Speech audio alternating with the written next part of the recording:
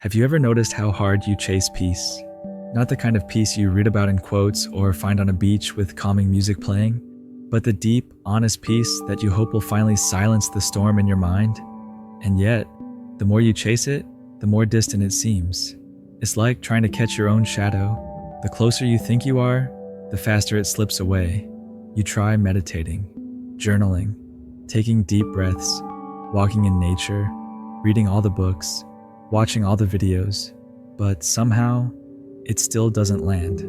Not for long. Because here's the truth most won't admit. Chasing peace is still chasing. It's still resistance. It's still rooted in the belief that something's missing, that you need to fix, control, or achieve peace, like it's a goal on a checklist. But real peace? It's not something you earn by doing more. It's what arrives when you finally stop running. This is where the paradox starts to make sense. Real peace, the kind that sits in your bones and doesn't leave when things get loud, doesn't come when you chase it. It comes when you surrender, not give up, not collapse, but stop the chase that's been keeping you tired, disconnected, and out of sync with your own life. You see, we've confused peace with comfort. We think peace is what we get when everything is perfect. No arguments, no mistakes, no chaos. But that's not peace. That's control wearing a mask. Peace isn't the absence of noise. It's the ability to stay grounded while the noise exists. And you only learn that kind of stillness when you stop trying to manufacture it and instead allow it to find you. Like a wild animal that only approaches when you stop reaching out and sit quietly long enough. That's the kind of peace we're talking about here. The kind you don't chase, but return to. You might not realize this, but every time you go searching for peace, in a person, a plan, or even a practice, there's a subtle message underneath. I'm not okay yet. I need to be somewhere else. I need to fix something first. That belief is the very thing that keeps you in tension. That's the trap. Because the more you believe peace is out there, the more you separate yourself from it. Right here. You're not alone in this. We've all been taught that peace is something to earn through effort, progress, success, perfection. We believe that if we just get our life in order, if we become the right version of ourselves, if we find the right partner, the right place, the right plan, then peace will finally arrive like a reward for good behavior. But let me ask you something real. When has chasing ever given you the peace you were looking for? Most of the time, the harder we try to fix ourselves, the more broken we feel. The more we fight for clarity, the more confused we get. It's not because something's wrong with you. It's because you're using effort in a place where surrender is required. There's an old Zen saying, muddy water clears itself when left alone. Think about that. Not when stirred, not when analyzed, not when you throw in some chemical solution. It clears when left alone. That's what the mind does too. But we don't leave it alone. We poke it, push it, try to clean it faster, and in doing so, we stir it up even more. We forget how to simply sit in the moment without needing to fix it, to breathe through it, to let it pass like a cloud instead of trying to grab the cloud and turn it into something it was never meant to be. Peace isn't a chase, it's a return, a coming home to what's been here all along, but got buried under noise, pressure, and 1,000 self-help instructions. And sometimes you don't need more motivation. You need permission to pause, permission to stop trying so hard, permission to let go of who you think you should be, so you can finally meet who you already are. Because the peace you're chasing, it's not in the future. It's in your non-resistance to the present. Have you ever sat in a quiet room, phone off, no noise, no stimulation, and felt uncomfortable? Like something inside you starts pacing? That's not boredom. That's withdrawal. Withdrawal from the addiction to always doing, always fixing, always searching for something to soothe that inner restlessness. And here's the hard truth. Most of us don't want peace. We want relief.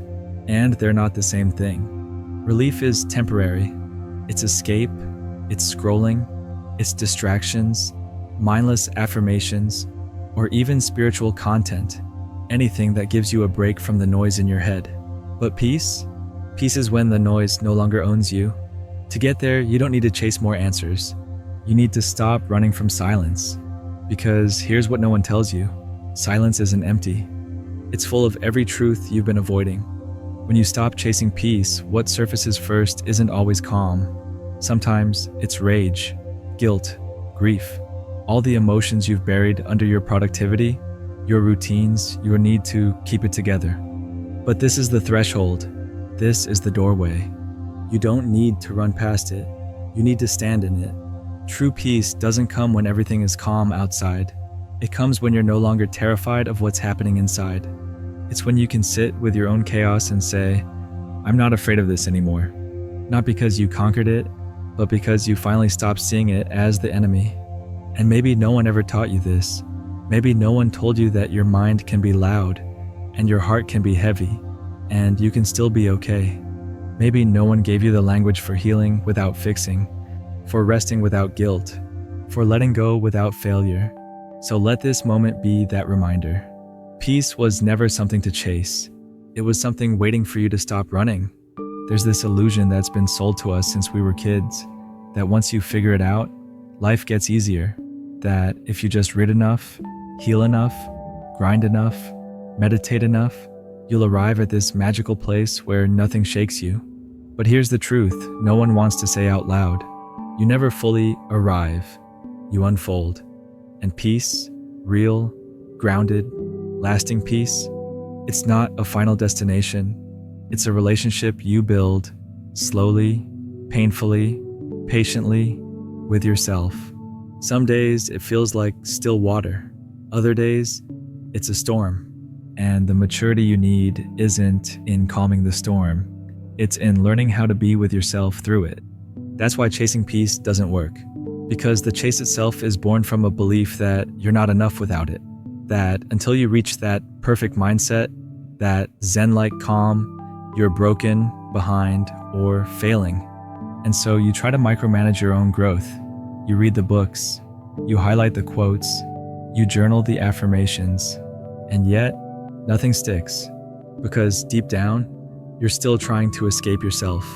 But here's the thing. The moment you stop trying to fix everything, something else starts happening.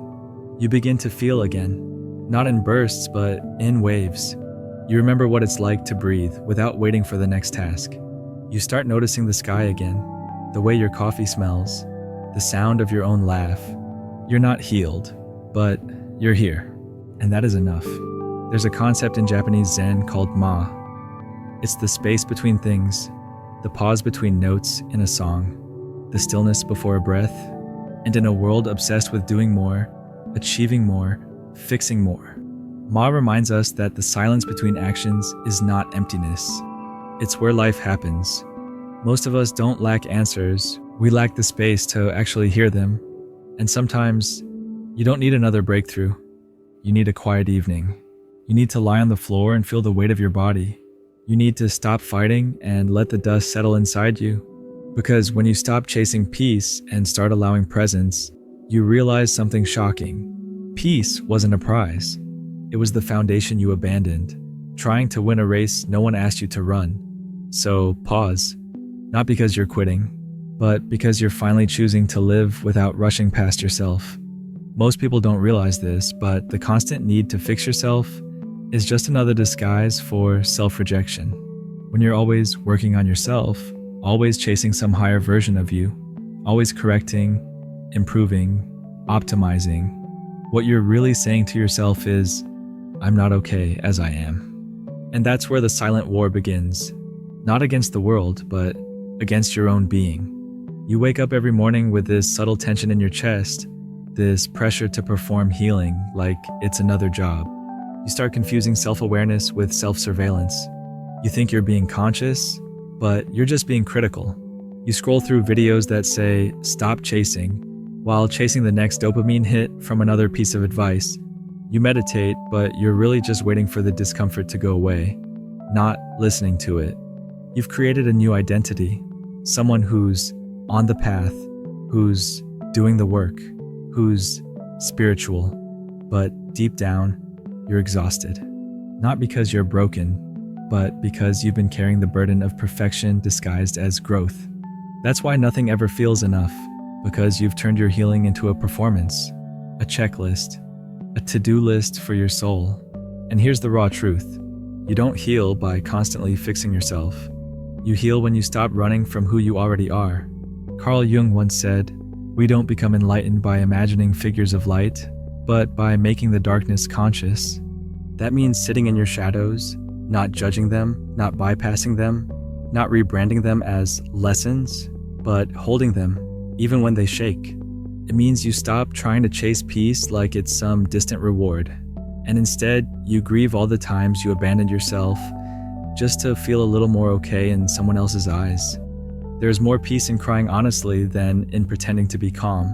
There's more clarity in one raw breakdown than in 100 surface-level breakthroughs. You don't need more strategies. You need to remember how to feel without editing it. Because the more you allow yourself to just be, in the chaos, in the confusion, in the stillness, the more life begins to meet you there. Not because you forced it, but because you finally stopped running long enough for it to catch up with you. There's a kind of peace that doesn't feel like peace at first. It's the moment after everything falls apart. No soothing music, no beautiful insights, just silence. That hollow kind of silence that creeps in after you've stopped pretending. After the fight leaves your body. After the masks drop and you're left staring at yourself with nothing left to perform. That's the real beginning. Not the day you start a new habit. Not the day you write affirmations. But the day you sit on the floor, no more answers, no more ideas. Just you. And the part of you that's been asking to be seen all along. It's wild, isn't it? How often we chase a calm life by doing everything except calming down. We chase love by proving we're worthy. We chase stillness by filling every hour with noise. We chase clarity by consuming more instead of stopping to digest what's already inside us. And then it hits. You realize you were never meant to chase peace. Because peace was never running from you. It was right there, beneath the noise, beneath the plans, beneath the version of you trying to hold it all together. You just couldn't hear it over the sound of trying so hard. This is the part most people don't talk about. Peace doesn't show up looking like joy. Sometimes it looks like boredom at first. Sometimes it looks like letting go of people who made you feel needed. Sometimes it looks like saying no to things that once made you feel alive, because now they only distract you from what's real. True peace comes with consequences. It might shrink your circle. It might disrupt your routines. It might make your ego feel useless, unimportant, even invisible. But that's the trade. That's the cost of not needing to be anything other than what you are right now. Peace isn't always soft. Sometimes it's fierce. Sometimes it tells you to walk away from everything that gave you a false sense of control. Sometimes it asks you to feel things you've avoided your whole life. But once it's there, once it roots in your body, you stop apologizing for resting. You stop explaining why you're not chasing. You stop proving anything to anyone, especially yourself. Because now, you're not performing peace. You're living it. So now you're here. Not at the end of the video, but at the edge of something quieter, something more honest. And the real question isn't, what do I do next? It's, what can I finally stop doing? Can you stop trying to fix what was never broken? Can you stop chasing people who only love the version of you that was always proving, always pleasing? Can you stop forcing your mind to outrun your soul? Because maybe, just maybe, peace isn't something you earn. It's what returns the moment you no longer need to be at war with yourself. So today, I'm not asking you to change your whole life. I'm asking you to pause, just pause, and feel what's been underneath all that effort. That restlessness, that anxiety, that ache for more. It's not weakness. It's your compass. It's the part of you that remembers what real alignment feels like and is begging you to come back to it. You don't need more answers. You need less noise. You don't need to force transformation. You need to trust the space where it naturally happens. And if that message speaks to you, even in the quietest way, don't just nod and scroll. Comment below, right now, and tell me, what's the one thing you're finally ready to stop forcing? Say it out loud. Put it into words. Not for me, for you. Because sometimes that's all it takes to change the entire direction of your inner world. And if you're on this path with me, if this hit something real for you, subscribe. Not because you should, but because this space, is for people like you. People who are done pretending, done performing, done chasing a peace that was never gone, just buried. The next video goes even deeper into this, and I promise it's not just another feel-good message. It's a shift. And if you're ready to stop chasing, you're ready to hear it.